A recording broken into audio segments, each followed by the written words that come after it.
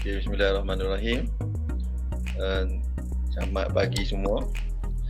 Perbincangan pada pagi ini, topik penghayatan etika dan peradaban UMHS 1182. Tajuk peranan etika dan peradaban dalam mendokong tanggungjawab sosial. Kita akan pergi kepada objektif pembelajaran. Okey, sebelum tu kita memperkenalkan ahli kumpulan.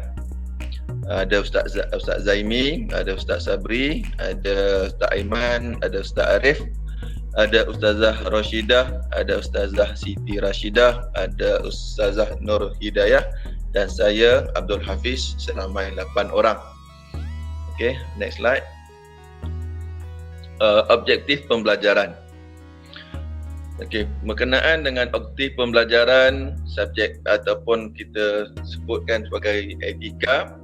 Yang pertama, mengetahui dan menghayati kepentingan etika dalam menjalani kehidupan seharian sama ada sebagai pelajar atau pekerja. Kita boleh tekankan di sini setiap orang memainkan peranan masing-masing. Bukannya sebagai seorang pelajar hanya terhenti di bahagian sebagai pelajar ataupun sebagai pekerja terhenti di bahagian sebagai pekerja. Ia bermula daripada sebagai pelajar dan seterusnya disambung oleh sebagai seorang pekerja, dan ia akan berterusan dan kita akan meneruskan benda tersebut dalam kehidupan seharian bermula daripada diri kita dan orang sekeliling. Yang kedua, memahami kepentingan mereka untuk berperanan aktif, iaitu setiap karakter ataupun setiap peribadi itu seharusnya memahami kepentingan untuk mereka mengaktifkan dalam menjalani tanggungjawab sosial bagi mendukung usaha mewujudkan masyarakat yang sejahtera, adil dan selamat. Maknanya pemahaman etika itu bukan dipelajari semata-mata, bahkan perlu dipraktikal dan diamalkan supaya kesan daripada pengamalan etika itu dapat dirasai oleh masyarakat dan seterusnya masyarakat dapat mengambil faedah daripada pemahaman yang kita faham. Okey. Itu yang ketiga, mampu mempraktikkan nilai-nilai keadilan sosial. Yang di sini kita boleh lihat macam mana cakap, keadilan sosial seharusnya sebagai seorang mahasiswa kita pada hari ini kita mampu untuk menilai keadilan tersebut. Maknanya kita meletakkan etika itu pada tempat yang sebetulnya. Bukannya menggunakan etika itu dengan orang panggil apa? Tak tahu pada tujuannya. Itu disebut sebagai keadilan. Dan apabila kita meletakkan keadilan etika itu, maka dia akan mewujudkan masyarakat yang harmoni. Lebih-lebih lagi di dalam negara Malaysia yang berbilang kaum dan agama dan pemahaman masing-masing. Dan yang keempat, menyedari tentang kepentingan seseorang itu beretika. Kepentingan beretika itu perlu bermula daripada dalam diri individu tersebut. Sebab apabila individu itu tidak memahami apakah maksud etika, macam mana dia hendak mengamalkan etika dalam diri dia, kemudian macam mana dia hendak menterjemahkan maksud etika itu kepada orang lain. Mungkin dia boleh mengamalkan etika itu ataupun mempraktikkan peranan etika itu sesama yang rapat dengannya, sama ada orang di sekeliling ataupun dia boleh menterjemahkan diri dia dalam kehidupan bermasyarakat. Sebagai contoh, memberi tunjuk melakukan perkara-perkara yang baik, yang mana kita pun tak pasti ataupun macam ada bela line antara etika dengan civic dan sebagainya. Walhal sebagai seorang Muslim yang beretika ini telah lama diajar ataupun diserap di peringkat sekolah rendah, dan dan peringkat pelajar kita hanya mempelajari, belum lagi menjumpai bagaimana kita hendak mempraktikalkan amalan etika tersebut. Yang kelima, berusaha untuk mewujudkan suasana beretika. Kita lihat sebagai seorang mahasiswa yang banyak umurnya pun masih belum lagi dipanggil mampu untuk menguasai peranan beretika, disebabkan mungkin kurangnya pendedahan ataupun kurangnya bahan bacaan untuk kita menerapkan nilai-nilai etika dalam diri kita. Tapi itu tidak bermakna kita tidak perlu untuk mewujudkan suasana beretika. Mungkin kita boleh belajar sedikit etika yang ada dan kita beramal dengan etika tersebut. Kemudian setelah selesai ataupun setelah sempurna satu etika, kita boleh berpindah kepada satu etika yang lain sehingga sempurna etika-etika yang terkandung dalam pembelajaran kita pada kali ini. Seterusnya saya serahkan kepada kawan saya. Okey, baik. Terima kasih Ustaz Hafiz. Okey, seterusnya saya Roshidah binti Mat Saleh untuk bahagian definisi tanggungjawab sosial. Okey. Baik. Di sini ada kita pecahkan kepada 6 bahagian. Okey, baik. Melihat kepada definisi tanggungjawab sosial ni, okey, yang pertama mengakui bahawa pilihan, keputusan dan tingkah laku seseorang memberi kesan kepada alam persekitaran walau di mana ia tinggal. Maknanya apa yang kita buat, apa yang kita pilih, keputusan yang kita buat tu, dia akan beri kesan kepada siapa yang berada di sekeliling kita. Tak kisah di mana pun kita berada, kan. Okey, baik. Yang kedua, keputusan yang diambil memberi impak kepada persekitaran sosial dan fizikal. Ya, macam yang tadilah. Maknanya apa pun kita buat akan ada kesan. Sama ada dari segi persekitaran sosial ataupun fizikal kita. Baik, kemudian yang ketiga, tanggungjawab sosial sebahagian daripada etika kerana individu bertanggungjawab untuk memenuhi tugas kewarganegaraan mereka. Maknanya setiap kita ada tanggungjawab. Ada tanggungjawab terhadap apa yang ditanggungjawabkan kepada kita lah. Contoh macam sebagai ketua, kita ada tanggungjawab terhadap anak buah kita. Okey. Baik, kemudian yang keempat, individu sebagai warga yang bertanggungjawab sentiasa mengutamakan kepentingan masyarakatnya atau negaranya. Ini pun sama, sebagai contoh macam kita sebagai warga negara, kita ada tanggungjawab kita lah. Maknanya saling memerlukan, saling menghormati, kan. Kalau dari segi masyarakat ni, apa yang ada, contoh macam di sekeliling kita lah, macam tadi kata di mana kita berada, contoh macam jiran ataupun di tempat kerja.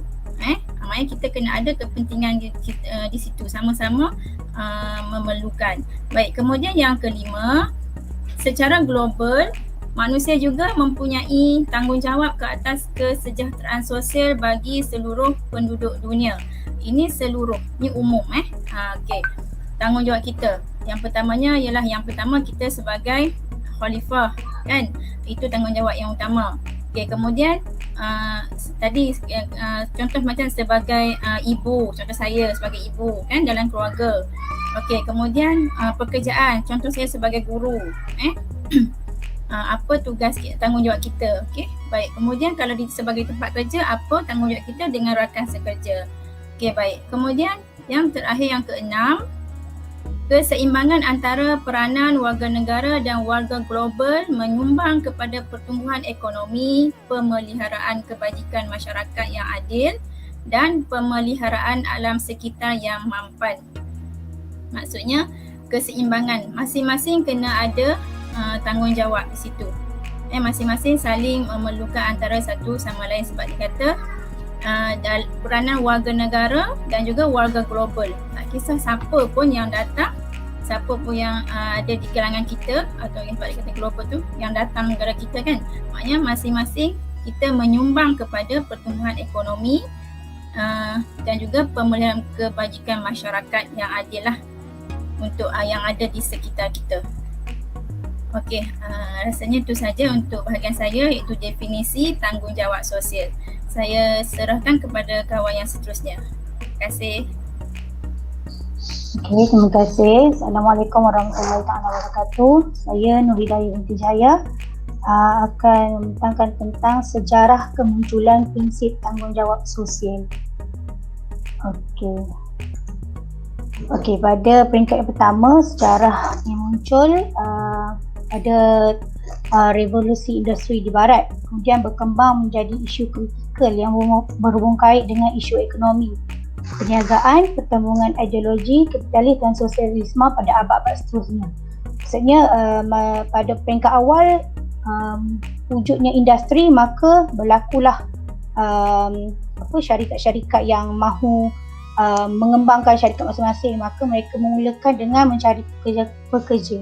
Kemudian ketamakan para kapitalis dalam mengejar keuntungan menyebabkan timbulnya isu penindasan. Maksudnya dia hanya mementingkan kepada dia punya nilai syarikat, berapa yang dia dapat, kuantiti, tetapi tidak fikir pada kualiti para pekerja. Kemudian maka terjadilah isu penindasan ke atas golongan pekerja, di samping barangan yang dihasilkan tidak menitik beratkan soal kualiti. Keadaan ini misalnya telah menimbulkan isu keadilan sosial yang diperjuangkan oleh golongan sosialis itulah. Dia pihak peniaga ketika itu hanya mengutamakan keuntungan dari perniagaan yang diusahakan dan sebaliknya mengabaikan kebajikan pekerja. Okey, dan pelanggan, maknanya apa yang pelanggan nak pun dia tak ikut, tak ikut garis panduan, sama juga dengan kebajikan pekerja. Kemudian dalam pada masa yang sama, pada abad ke-20, syarikat perniagaan besar mula menyedari mereka kehilangan produktiviti akibat masalah penurunan kesihatan pekerja, kemalangan di tempat kerja dan isu peribadi. Apabila diorang tidak menitik beratkan masalah-masalah tentang pekerja, maka kualiti semakin berkurangan. Bila pekerja tidak sihat dan sebagainya, maka kualiti pun semakin menurun. Kemudian apabila syarikat mula memberi tumpuan kepada keperluan pekerja, permintaan yang lebih besar, kemudian dituntut daripada syarikat ini untuk memberi tumpuan kepada pekerja, para pelanggan. Ini dua perkara penting, iaitu pekerja dan para pelanggan, untuk menaikkan kualiti syarikat. Iaitu secara perlahan-lahan kesedaran tanggungjawab sosial ini mula menjema di kalangan peniaga dan masyarakat umum. Kemudian pada tahun 1950-an berlakunya kelahiran syarikat perniagaan yang sangat besar, menjadikan organisasi perniagaan perlu diuruskan lebih cepat. Pada masa itu Amerika Syarikat menghadapi masalah kemiskinan, pengangguran dan pencemaran. Maksudnya ada masalah lah pada tahun berikutnya. Kemudian selepas tahun 1950-an telah terdapat beberapa organisasi yang menyediakan kerja aman. Masa tu barulah diorang sedar akan pentingnya kebajikan pekerja. Secara keseluruhan ia boleh dibahagikan kepada dua fasa, iaitu fasa pertama pada abad ke-19. Masa tu mereka lebih tumpu kepada kejayaan syarikat tanpa memikirkan masalah pekerja dan juga masalah apa yang pelanggan nak. Kemudian pada revolusi yang kedua barulah munculnya CSR. Masa itulah baru mereka mempedulikan apa keperluan masyarakat sekitar, keperluan pekerja. Kemudian mereka perlu memperbaiki kualiti pekerjaan mereka. Kemudian pada hari ini tanggungjawab sosial tidak lagi terhad kepada isu ekonomi dan perniagaan, sebaliknya mengikuti bidang seperti pembangunan sumber manusia, kenegaraan dan teknologi serta alam sekitar. Pada asas tanggungjawab sosial adalah satu usaha manusia menggunakan pelbagai sumber untuk membantu menyelesaikan masalah sosial dan mencapai tujuan sosial. Itu saja dari saya.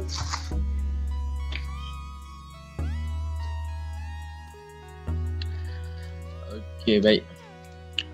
Bismillahirrahmanirrahim. Okey, saya akan teruskan dengan tanggungjawab sosial sebagai ahli masyarakat. Okey, yang pertama, mencapai perpaduan yang lebih erat. Okey, suka saya untuk memberi satu garis panduan. Kita akan menggunakan objektif rukun negara. Okey, jadi kita tengok kat sini yang pertama, mencapai perpaduan yang lebih erat. Jadi untuk mencapai perpaduan ni yang lebih erat ni, kita sebagai kita dekat negara kita kan berbagai kaum, kan, budaya, agama, adat resam semua. Jadi daripada situ kita tidak boleh lah untuk memikirkan yang kita ni berbeza, yang kita ni orang kata macam tidak ada kesefahaman. Kita tidak boleh mengamalkan engkau, aku. Macam tu, Jadi dalam negara kita ni bila dah banyaknya pelbagai kaum, jadi terdapatnya pelbagai pandangan, pendapat masing-masing. Jadi benda tu yang merumitkan lagi untuk menyatu padukan antara kaum di negara kita. Jadi dengan rukun negara kita dapat menyatu padukan antara rakyat lah yang berbilang kaum. Okey. Yang kedua, memelihara satu cara hidup demokrasi. Jadi maksud demokrasi kat sini, negara kita mengamalkan demokrasi. Demokrasi ini pemerintahan yang dibuat oleh wakil rakyat yang dipilih dalam pilihan raya. Okey. Perlembagaan untuk menjaminkan lagi hak asasi masyarakat. Jadi perlembagaan negara membuka ataupun membuat sedikit kebebasan untuk berpolitik, kan? Jadi dekat negara-negara lain ada tak sama macam kita, hanya satu negara tu satu ketua itu saja, dia tak berubah-ubah. Tapi kita mengamalkan sistem demokrasi, dia berubah-ubah lah. Jadi dengan bebas berpolitik ni, tak boleh lah untuk kita menjatuhkan image kaum ke, kita main isu kaum, perkauman, isu keagamaan dan lain-lain isu yang boleh merenggangkan hubungan antara masyarakat lah. Okay. Apabila berlaku, kita boleh tengok contoh 13 Mei, apabila berlaku rusuhan antara kaum, jadi apa yang perlunya untuk apa fungsinya perlembagaan negara yang demokrasi ni adalah mengutamakan isu negara, bukan mengutamakan isu peribadi ke, sesuatu kumpulan saja ke, satu pihak je ke, kan? Dia tak boleh lah macam tu. Cuma bila daripada segi agama, dia kena fokus lah, sebab kita agama persekutuan kita adalah agama Islam. Terusnya, mencipta satu masyarakat yang adil. Okey. Semua kat dalam negara kita ni, kita tahulah kan, banyak hasil kekayaan di luar dan di dalam bumi Malaysia sendiri.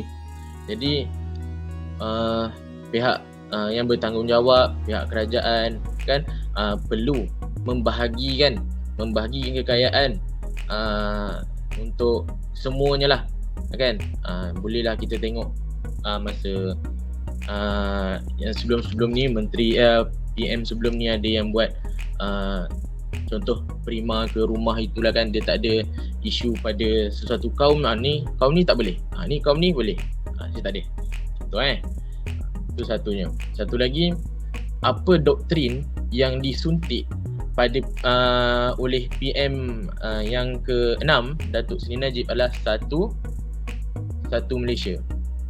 Satu Malaysia ada lagi dia punya dia punya kata falsafah dia lah kan, untuk menyatu padukan rakyat kita. Dan dengan pembahagian kata macam kekayaan bumi Malaysia ni secara tidak langsung membuatkan rakyat ni lebih adil lah, lebih rasa aku ni aku ni walaupun miskin tapi dihargai. Maknanya dia melihat Malaysia ni maknanya perlembagaannya yang adil lah. Okay, baik. Seterusnya, membentuk satu sikap yang liberal. Okey, suka saya untuk menerangkan berkaitan dengan liberal. Liberal adalah satu hak kebebasan pada kaum ataupun pada rakyat itu sendiri, dan tidak pula memainkan liberal ni kepada agama lah kan. Jadi itu yang sebenarnya kita perlu faham, bukan liberal pada agama. Liberal ni adalah hak kebebasan rakyat itu sendiri. Okey, bebas mengamalkan agama, budaya, adat resam dan sebagainya. Seterusnya, membina sebuah masyarakat progresif. Okey, membina masyarakat progresif ni negara kerajaan bercita-cita untuk mewujudkan sebuah satu kumpulan rakyat, kita kan masyarakat Malaysia yang bertaraf antarabangsa lah, yang boleh kita boleh mengikuti sains dan teknologi seperti negara-negara besar, walaupun kita taklah negara yang dikira negara besar kan, tapi kita setanding dengan negara-negara luar, dan kita boleh bersaing lah di pentas-pentas dunia, tapi dengan syarat kita mengikut garis panduan agama dan nilai-nilai keagamaan, tanpa menolak tepi nilai-nilai keagamaan lah. Okey, itu saja daripada saya. Terima kasih.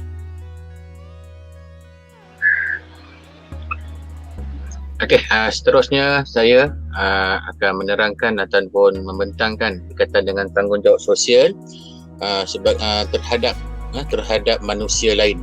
Jadi sahabat saya dah terangkan berkaitan dengan masyarakat. Jadi saya uraikan berkaitan dengan tanggungjawab yang perlu ada pada setiap individu masyarakat tadi terhadap perkara-perkara yang melibatkan ada 6 konsep ataupun 6 prinsip yang saya dah akan terangkan. Yang pertama berkaitan dengan prinsip kebaikan. Jadi prinsip kebaikan ni, jika kita tengok semua perkara yang kita nak buat ni, tak ada orang yang nak buat satu benda tu yang benda ke arah keburukan.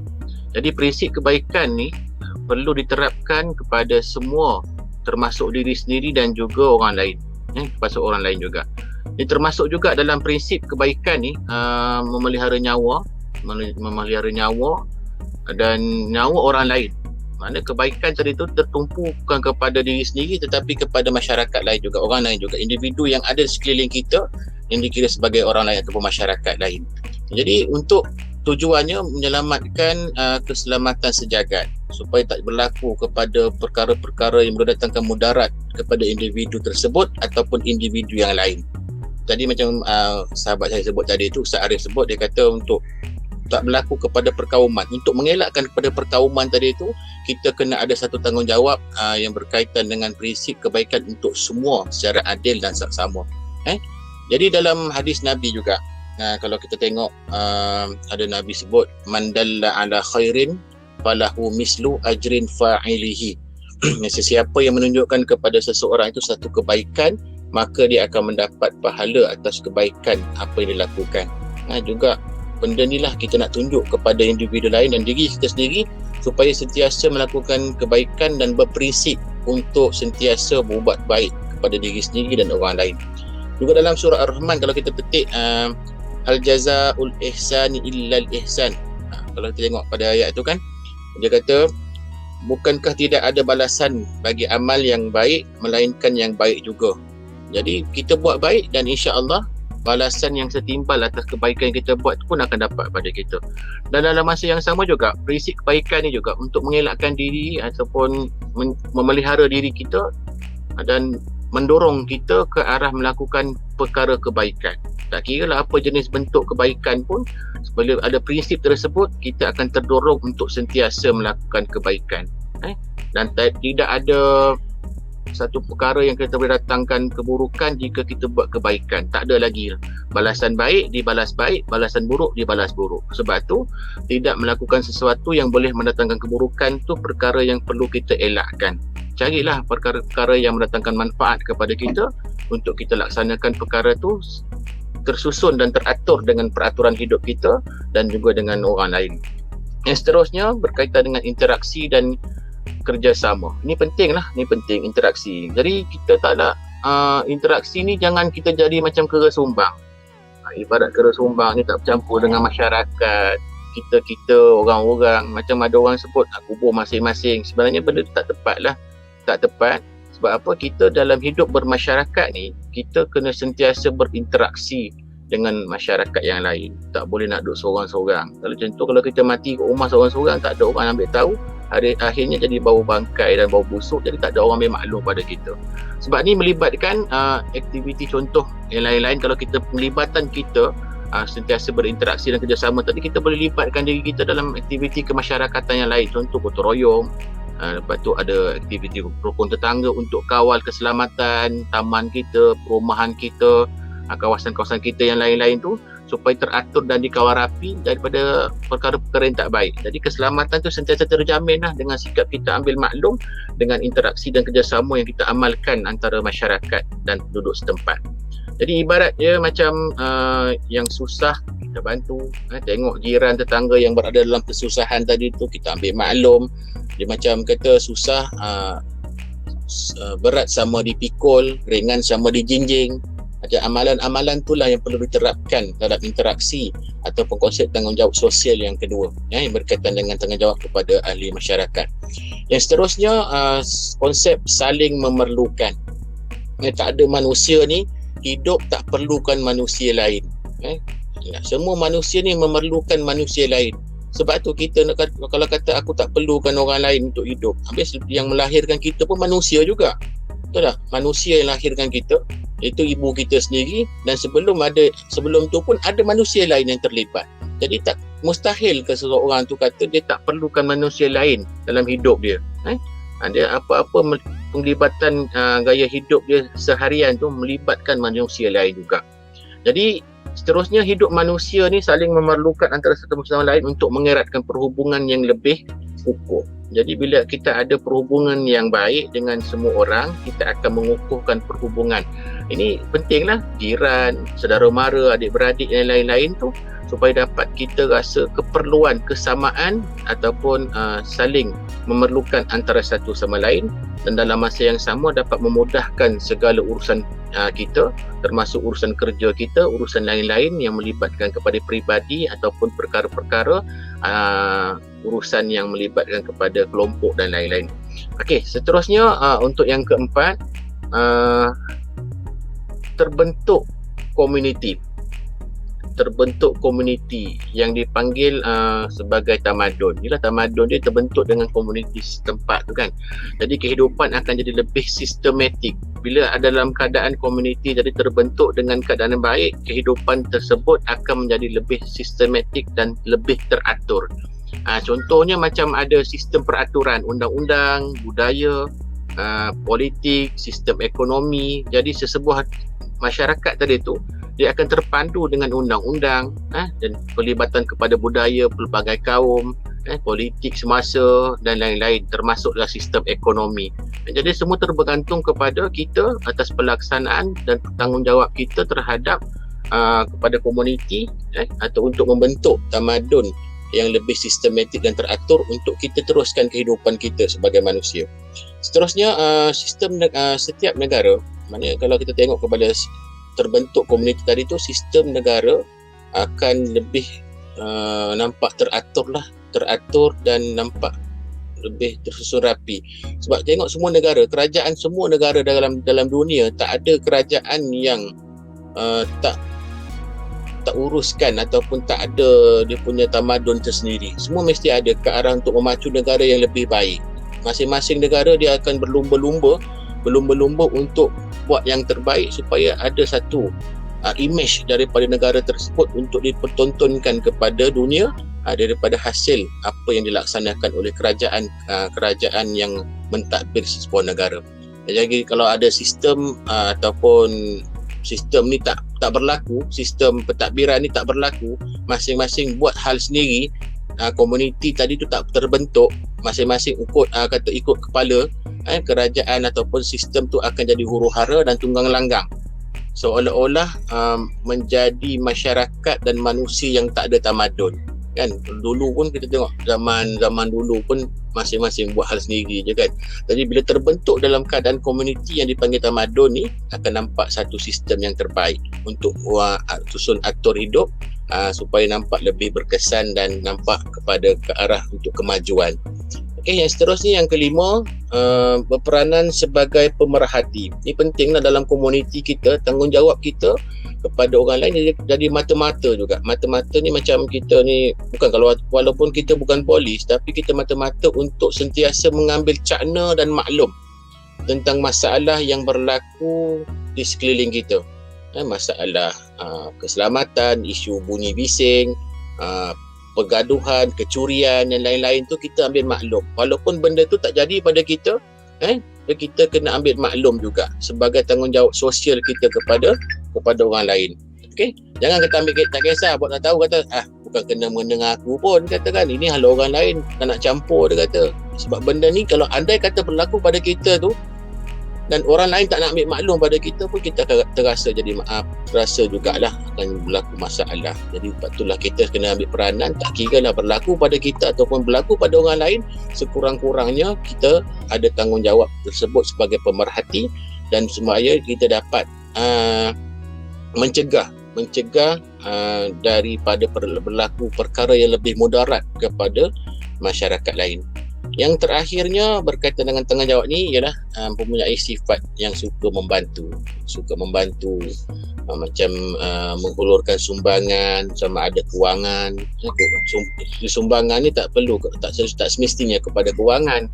Dia banyak lagi sumbangan yang boleh kita bagi, termasuk juga idea, tenaga dan lain-lain lah yang dirasakan sesuai untuk keadaan semasa. Jadi untuk kalau kita rasa kita ada keperluan ada kemampuan daripada segi kewangan, kita boleh jadi seorang yang dermawan. Jadi kalau kita tak mampu daripada segi kewangan, kita ada idea, kita boleh jadi sebagai satu sumbangan intelektual kepada satu perkara untuk dibangunkan lebih kemajuan. Dan kalau kita ada lain-lain, contoh lain yang kita boleh buat, derma darah. Kita tak nampak kata benda ni macam kecil, tapi benda tu sebenarnya memberi manfaat kepada manusia lain untuk meneruskan kehidupan dia.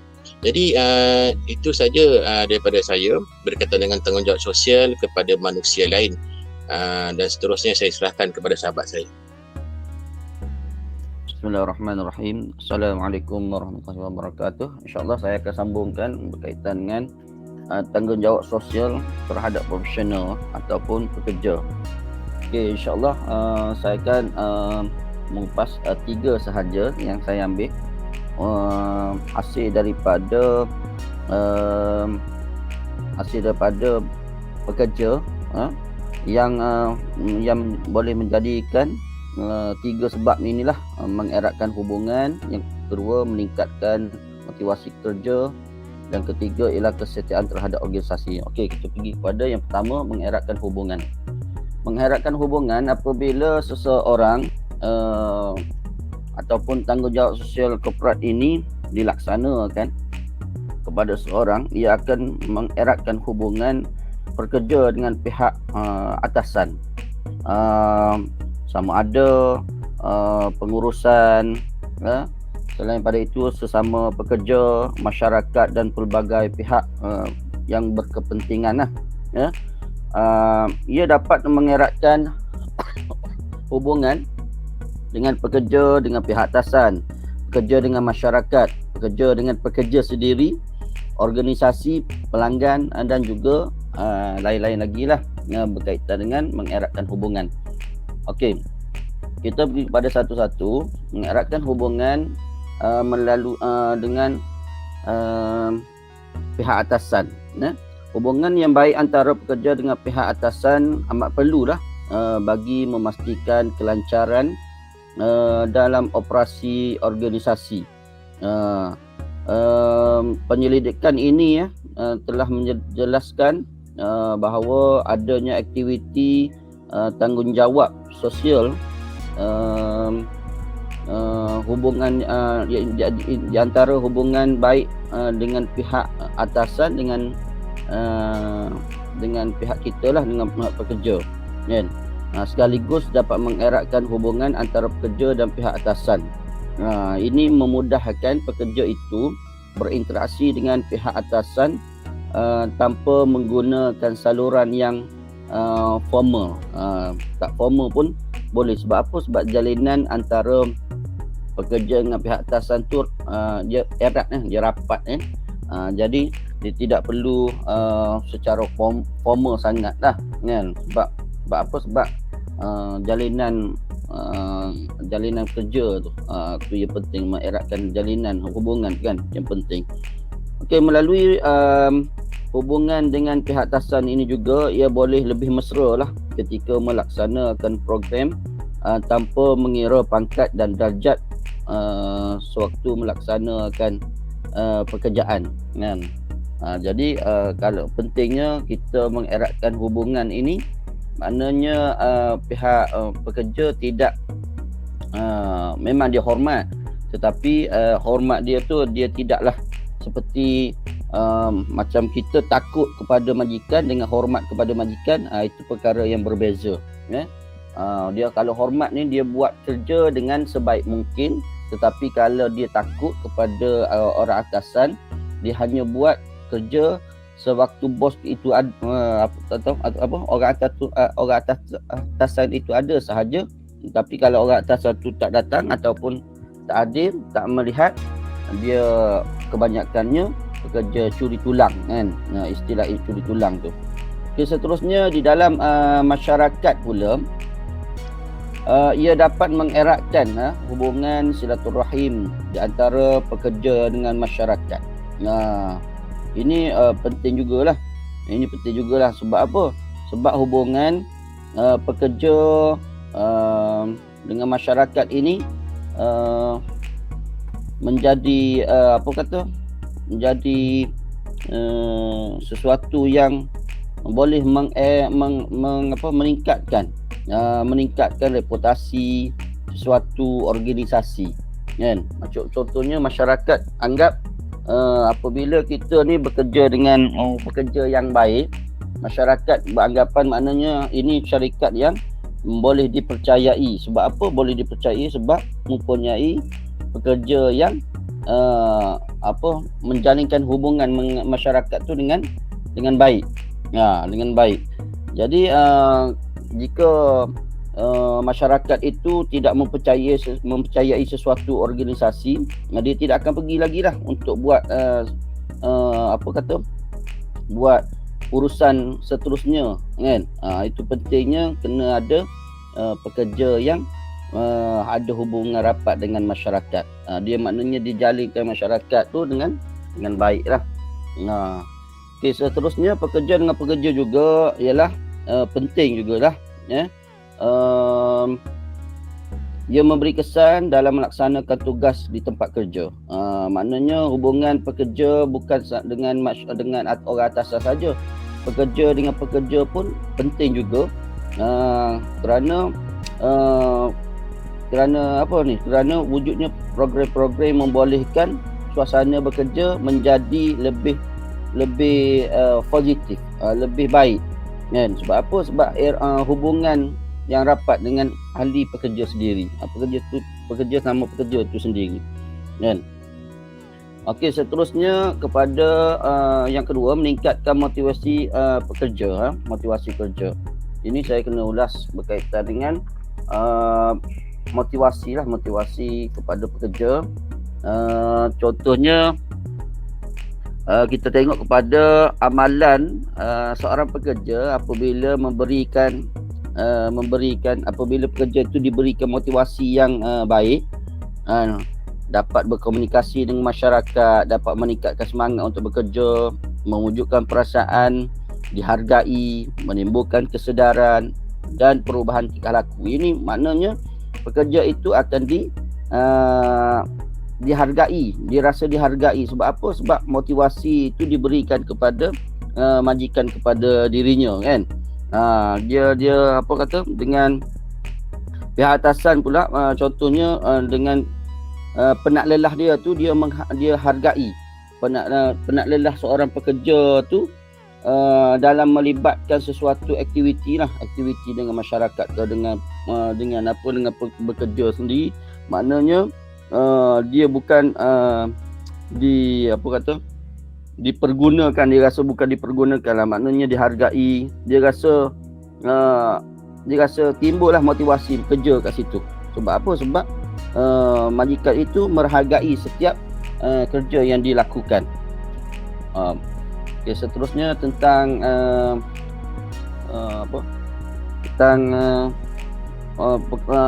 meningkatkan motivasi kerja lagi.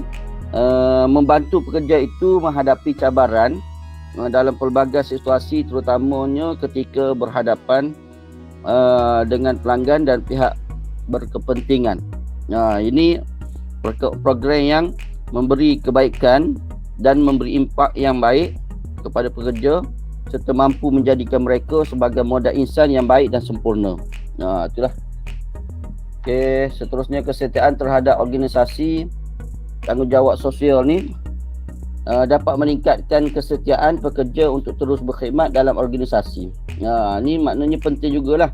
Setiap pekerja tu dia akan rasa dia nak kekal lama kat situ. Sebab apa?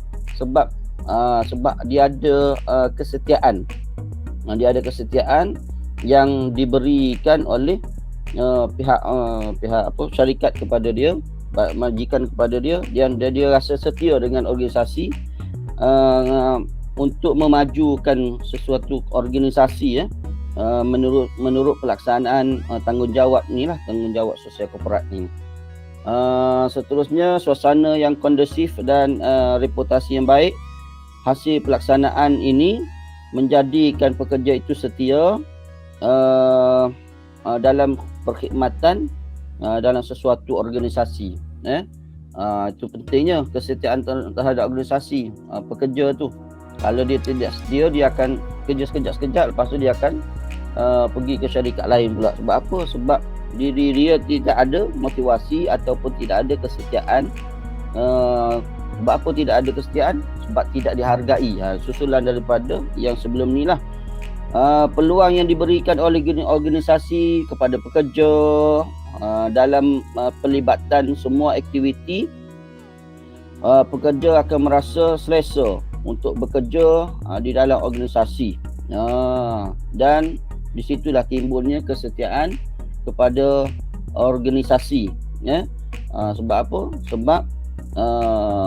Sebab dia rasa selesa, rasa selesa dengan sesebuah organisasi itu. Seterusnya, reputasi yang baik boleh yang dimiliki boleh menyebabkan sesuatu organisasi itu meningkat dengan baik, ataupun sebuah syarikat itu dapat meningkatkan prestasi atau meningkatkan kemajuan lah sesebuah syarikat itu apabila mempunyai seorang pekerja yang setia, kan. Dia akan buat betul-betul setiap kerja yang dia dipertanggungjawabkan. Saya rasa itu sajalah untuk 3 ni. Seterusnya saya serahkan kepada ahli grup yang lain pula, insyaAllah. Okey, baik. Bismillahirrahmanirrahim. Terima kasih pada Ustaz Sabri. Saya Muhammad Aiman. Saya akan membentangkan tajuk tanggungjawab sosial terhadap organisasi atau korporat. Baik. Secara umum ataupun secara globalnya, tanggungjawab sosial korporat ni telah menjadi suatu benda yang diketahui umum, diketahui umum secara global, dan mendapat memang menggunakan kalau dari sudut kalau daripada bahasa Inggerisnya Corporate Social Responsibility ataupun panggilannya CSR. Biasanya akan ada CSR ni, dia akan ada pada setiap company ataupun syarikat-syarikat yang berada di dalam Malaysia. Dan kalau pada negara, kalau dekat negara lain pun akan ada, tapi kita tak tahu macam mana pengendaliannya. Namun dalam yang secara mudah kita lihat dalam Malaysia dulu. Baik, secara umumnya tanggungjawab sosial korporat atau corporate social responsibility CSR bermaksud kewajipan pengurusan sesebuah organisasi untuk membuat keputusan dan mengambil tindakan yang akan membantu dalam kebajikan dan kebaikan kepada masyarakat dan juga organisasi. Baik, ini definisi ini saya ambil daripada website Frame Malaysia. Okey. Jadi secara umum kita dah tahu CSR itu apa, dan seterusnya kita pergi pada nombor 2. CSR juga merupakan komitmen bagi mempertingkatkan kesejahteraan rakyat serta meningkatkan imej organisasi.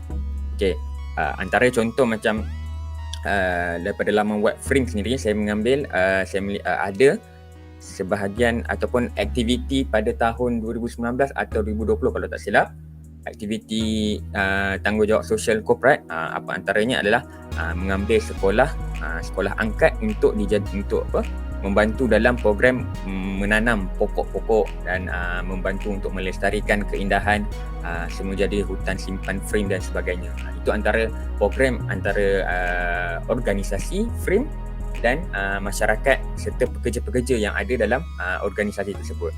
Dan di samping mengeratkan silaturahim, sambil itu menjaga keharmonian alam sekitar, kelestarian alam sekitar, flora dan fauna. Baik, kita terus kepada tujuan program tanggungjawab sosial korporat. Okey, pertama, menggalakkan sektor korporat untuk terus melaksanakan tanggungjawab sosial kepada masyarakat dan pembangunan sosial negara. Okey, jadi menggalakkan apa? Sebab dalam Malaysia sudah ada CSR yang tersendiri. Maksudnya ada satu company ataupun satu pertubuhan yang dah digaris pandukan syarikat yang memantau aktiviti sosial korporat dalam sesebuah syarikat dan sebagainya. Okey. Maka dengan adanya CSR yang orang kata membantu induk HQ, jadi membantu untuk syarikat-syarikat lain seperti macam Apple, Sandabi, Axiata dan sebagainya untuk melakukan aktiviti-aktiviti CSR dan untuk memantau. Okay. Kedua, menyemarakkan semangat kesukarelaan di kalangan masyarakat. Jadi apabila program yang melibatkan dengan masyarakat, maka masyarakat akan menjadi seronok, dan satu seronok memang kita akan tahulah, dan mungkin kita akan dapat masyarakat akan mendapat info dan apa-apa keperluan yang diperlukan.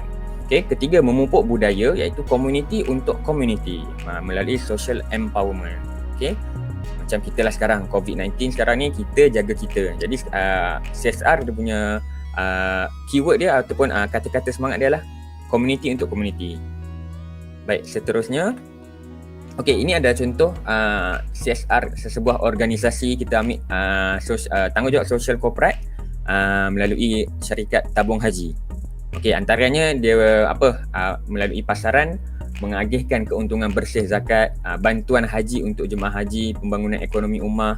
Dan kalau untuk masyarakat pula, apa yang TH khidmatkan, berikan servis, iaitu kelab taha, program Iqra, program ikhtiar, zakat dan sebagainya. Untuk persekitaran macam mana, kita bangunan hijau, kita semula atau penjimatan tenaga. Dan kalau bagi tempat kerja pula, tanggungjawab TH menjaga ataupun tidak mengabaikan kesihatan atau keselamatan pekerja, budaya membangunkan kaki tangan dan mengiktiraf kaki tangan dengan memberi layanan yang baiklah orang kata, kan.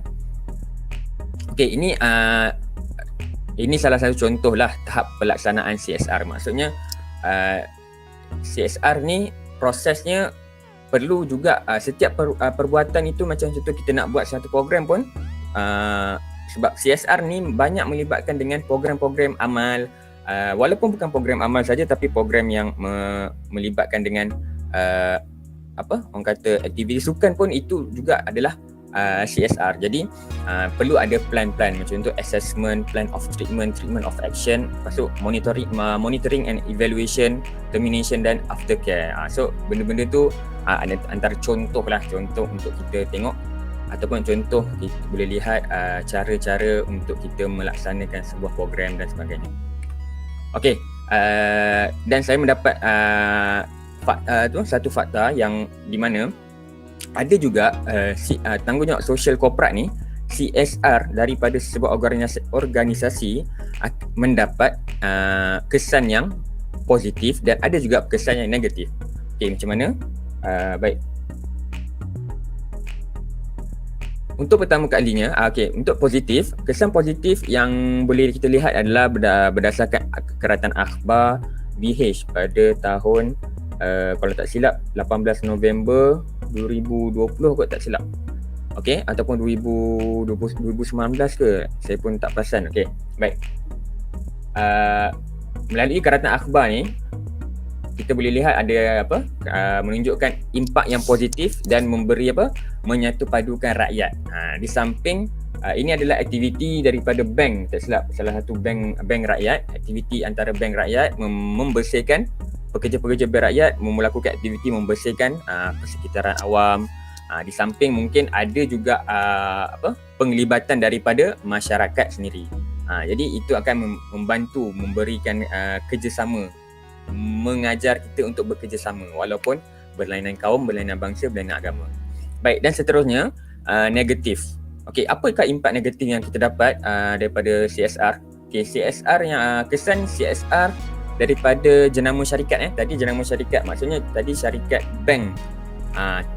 Bila kita kata bank, kita cakap okey, tak ada benda yang orang kata ragu-ragu apa. Tapi apabila kita katakan jenama tembakau, jenama arak dan sebagainya, benda tu akan ada satu perasaan was-was, iaitu dan terbuktinya beberapa mengikut statistik saya ambil daripada artikel University Science Malaysia daripada Siti Aslina, Mat Harizan dan Fazlina Sahul Hamid. Ini tajuknya tanggungjawab sosial korporat oleh syarikat pengeluar tembakau dari perspektif pengguna. Maka kajian ini mendapat perspektif pengguna.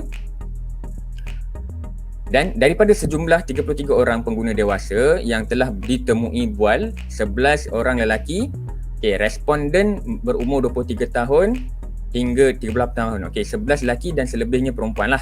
Majoriti responden 60% tidak bersetuju dengan tanggungjawab sosial korporat oleh syarikat pengeluar tembakau berbanding dengan yang menerima, iaitu 20%, dan yang berkecuali iaitu 20%.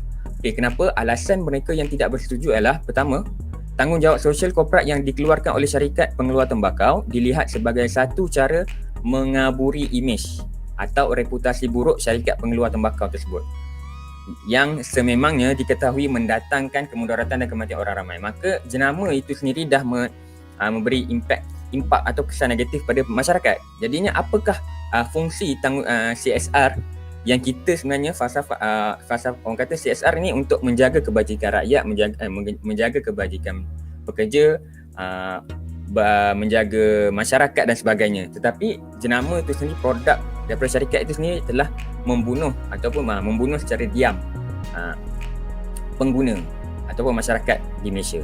Dan yang kedua, alasan bagi yang 60% tadi adalah alasan keagamaan yang mengharamkan rokok dan prinsip akar penciptaan rokok itu sendiri.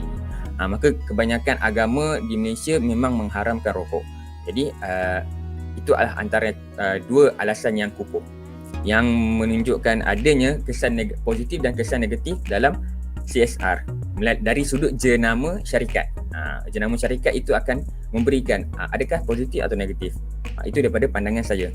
Baik, seterusnya saya akan berikan kepada kawan saya. Okay, bismillahirrahmanirrahim. Saya Siti Rashidah binti Muhammad Siti akan meneruskan kepada tanggungjawab sosial ke atas alam sekitar. Okay, next. Okey, yang pertama yang saya boleh ambil daripada sini ialah memahami kepentingan untuk memelihara ekosistem. yang mana kita tahu yang ekosistem ini untuk memelihara ekosistem ini sangat pentinglah supaya berlaku keseimbangan.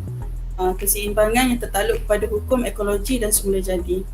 Okey, bertitik tolak daripada itu, manusia ni faham, yang memahami kepentingan memelihara ekosistem ni, dia akan bagi impak yang positif kepada kualiti hidup manusia daripada pemeliharaan dan pemuliharaan alam semula jadi.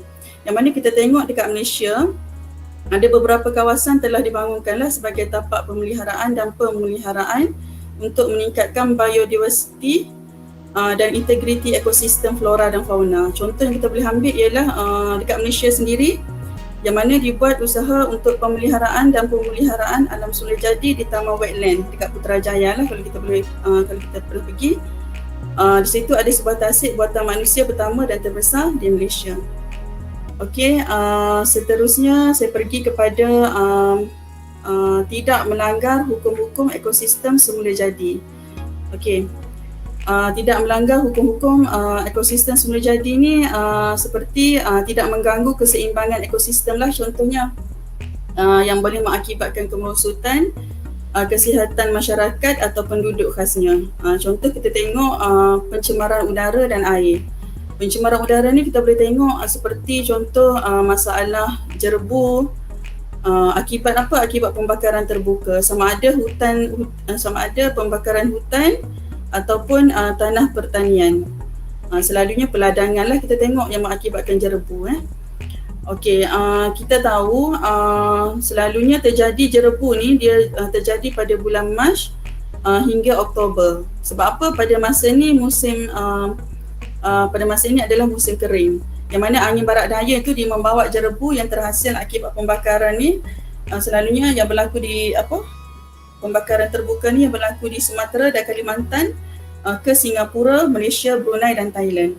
Contoh yang kita tengok, saya boleh ambil daripada internet. Saya tengok pada tahun 2006, yang mana satelit mengesan 2 titik panas yang meningkat di Kalimantan, manakala di Sumatera mencatat 228. Kesan daripada jerbu tadi bila berlaku pencemaran udara akibat jerbu tadi, manusia akan mendapat penyakit lah. Contohnya seperti penyakit asma, sakit kerongkong, kegatalan kulit dan pelbagai lagi lah. Okey, untuk contoh yang kedua, jika berlaku pencemaran air. Okey, mengikut data pada tahun 2016 dan 2017 menunjukkan bahawa kebanyakan kualiti air sungai di Malaysia ni berada di indeks kualiti air kelas kedua dan kelas ketiga. Puncanya apa? Bila saya tengok ada satu kajian, puncanya yang pertama ialah isu perbandaran dan penebangan hutan. Yang mana bila berlaku penebangan hutan yang berleluasa tanpa sebarang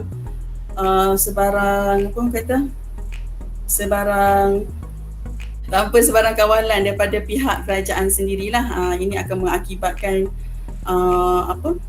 pencemaran air. Selain itu, punca yang saya dapat daripada rujukan ialah berlaku pencemaran air ni daripada industri. Yang mana industri perkilangan kita tengok kan, berlaku pembuangan bahan kimia toksik. Okey, dari segi seterusnya dari segi pertanian. Okey, pencemaran air yang diakibatkan oleh pertanian yang kita boleh tengok ialah diakibatkan kerana bidang pertanian ni menggunakan bahan kimia. Contoh seperti baja, racun perosak, racun kulat, racun herba, racun serangga, yang mana ianya boleh hilang di dalam air, serta kotoran ternakan, baja dan metana. Metana ni maksudnya kesan rumah hijau tadi. Okey, mengenai aquaculture, pencemaran langsung terjadi di dalam air kerana makanan dan baja yang berlebihan tu menyebabkan distrofikasi. Okey, yang terakhir yang boleh menyebabkan pencemaran air ialah pembuangan laut. Contoh seperti ada yang buang sampah kan, pergi berkelah apa semua buang sampah seperti plastik, kertas, aluminium, makanan, gelas dan macam-macam lagi lah. Barang-barang ini untuk pelupusan untuk penguraian barang-barang ini sebenarnya memakan masa berminggu-minggu hingga beratus-ratus tahun. Dengan itu akan menyebabkan punca pencemaran air. Kesannya apa? Kesannya kepada masyarakat ialah terutama kepada kesihatan kita lah. Contohnya akan berlaku cirit-birit, kolera, disentri, jangkitan kulit. Yang mana di zon-zon yang tak ada air, tak ada air minum yang tersedia, risikonya ialah yang pertama dehidrasi lah. Okey, yang seterusnya, yang ketiga ialah mengikut nilai yang digariskan dalam Islam. Okey, mengikut nilai yang digariskan dalam Islam. Yang mana kita boleh tahu yang nilai-nilai dalam Islam yang digariskan dalam Islam ni, saya dapat sikit rujukan, dia boleh dibahagikan kepada 7. Iaitu yang pertama, tawazun, iaitu keseimbangan, untuk memelihara keseimbangan. Dah disebutlah di dalam agama Islam. Yang kedua, nasim, kesegaran, kesuburan, alam yang sihat dan tidak tercemar atau musnah.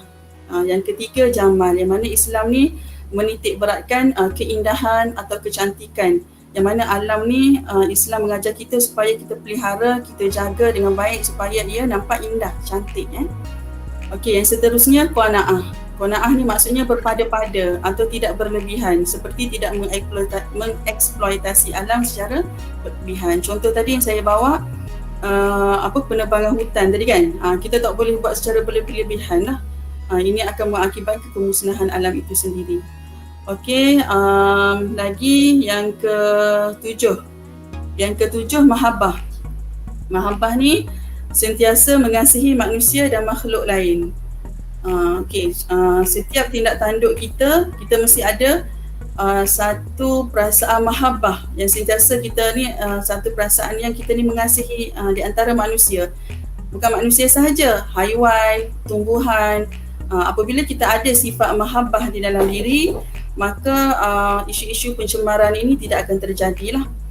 Okey, yang last sekali, yang nombor 8 dalam Islam menggariskan yang paling utama ialah ihsan.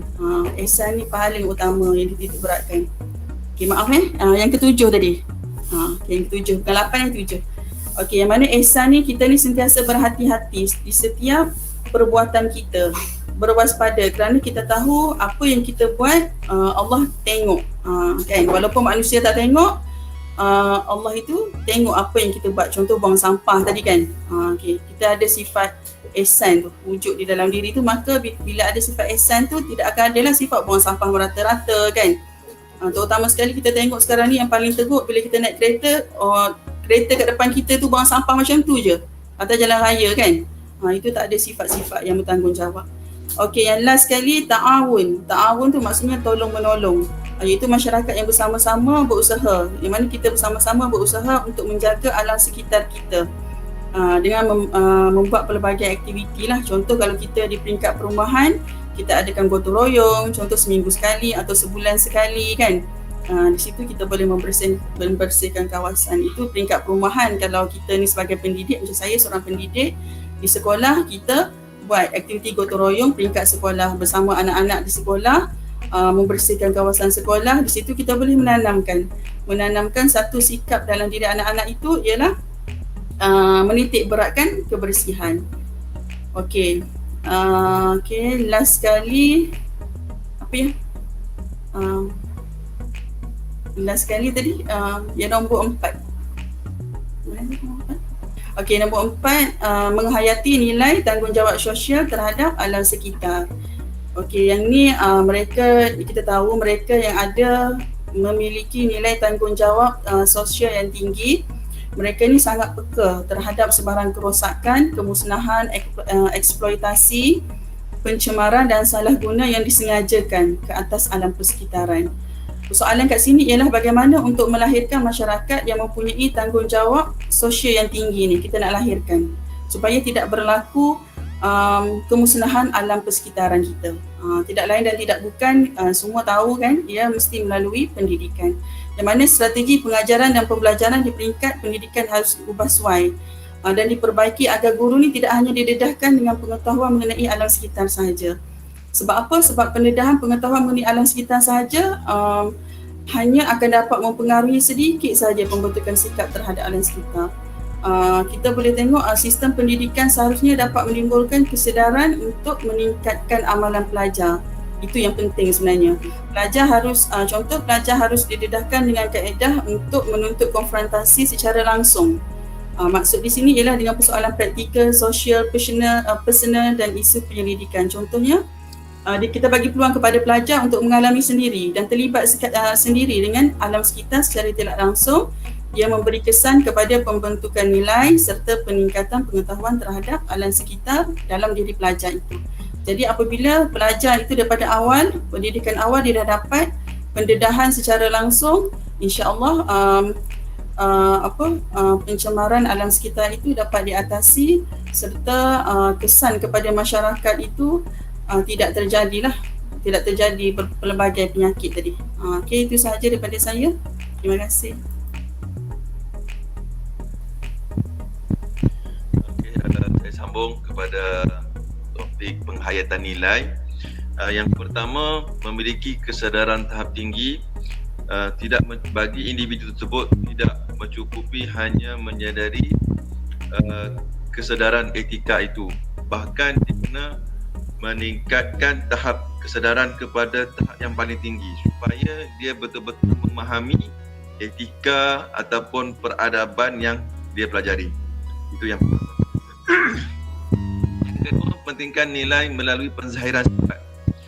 Yang ini boleh kita katakan bahawa kita boleh menterjemahkan nilai etika itu melalui lakuan yang kita lakukan setiap hari, sama ada sesama ahli keluarga ataupun kepada sahabat handai. Bukan hanya kita mempelajari etika itu sahaja dan hanya terhenti pada kita sahaja. Yang ketiga, mewujudkan suasana dalam kehidupan masyarakat. Suasana yang beretika ini adalah mewujud kesinambungan atau perhubungan antara sama lain dengan lebih aman dan harmoni.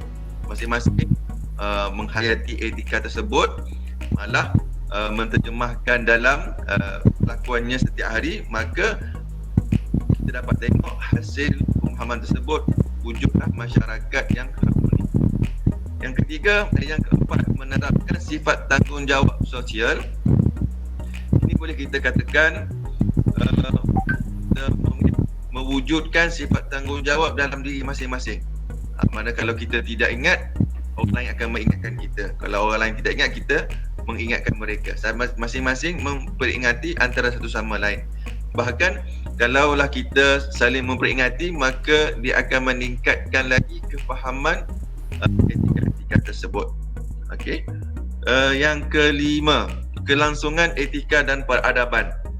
Ini mungkinlah menjadi satu cabaran kepada kita, macam mana kita hendak meneruskan kelangsungan itu kepada generasi-generasi yang akan datang. Okey, mungkin tidak mencukupi kita dengan kita menterjemahkan dengan perbuatan kita. Mungkin kita perlu selitkan satu kefahaman ataupun satu teori yang baru yang mana mereka boleh memahami teori tersebut dengan cara mereka. Mungkin zaman mereka tidak sama dengan zaman kita. Okey, zaman kita cikgu cakap sikit dah faham, tapi bagi zaman mereka, mereka memerlukan satu ilmu yang baru untuk memahami etika tersebut. Okey, kesimpulan kita pelajari pada hari ini, sebagai seorang warga negara Malaysia umumnya dan umat Islam khasnya, mereka ada satu pegangan yang mana mereka hendaklah mentaati Allah, mentaati Rasul dan menyayangi umat manusia, sesama manusia itu sendiri. Dan perintah Allah ini menyuruh kita melakukan sesuatu perkara itu seperti mana kita hendak orang melakukan seperti itu kepada kita. Maknanya balas baik dibalas baiklah. Kalau buat buruk akan dibalas buruk. Itu satu teori. Yang seterusnya, sebagai seorang Muslim, kita hendaklah menyadari bahawa setiap apa yang kita lakukan itu, sama ada berprinsip ataupun tidak, akan dipersoalkan oleh Allah Subhanahu Wa Taala. Sebab semua kita ni akan mati dan kita akan berhadapan dengan Allah Ta'ala yang maha mengetahui perkara yang gaib ataupun maha mengetahui perkara yang nyata. Maknanya depan Allah Ta'ala nanti kita tidak dapat nak berselindung. Yang sekecil debu pun kita akan dibentangkan di depan Allah Ta'ala. Okey, setakat itu sahaja dulu pembentangan daripada kumpulan kami pada hari ini. Semoga dapat memberi manfaat kepada kawan-kawan semua. Assalamualaikum.